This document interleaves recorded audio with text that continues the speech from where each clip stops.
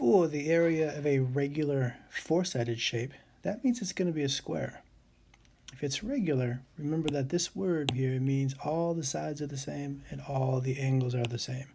Therefore, all the angles are 90 degrees and all the sides are the same. So it's just a square, and the area of a square is side squared, or side times side.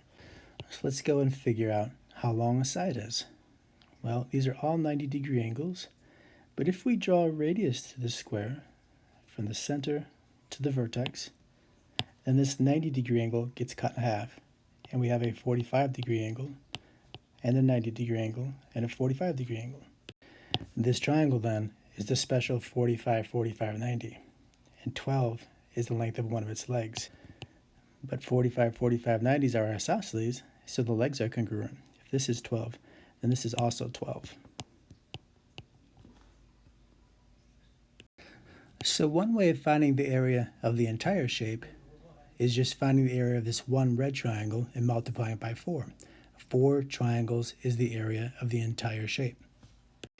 So each triangle has a base of 24. Remember, the 4 triangles have a base that's the entire side of the polygon.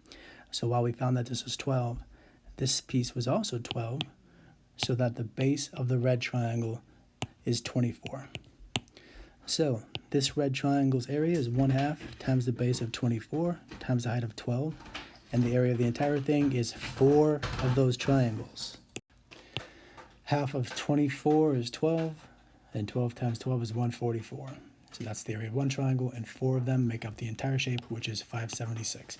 Now, there is another way of doing this one, and those units are square centimeters, and that is just side times side, like I began this problem. Well, the side of the square is 12 and 12, which is 24. So one side is 24, square it, you get 24 times 24, and once again, we get 576 square centimeters. So 2 slightly different ways of looking at the same problem.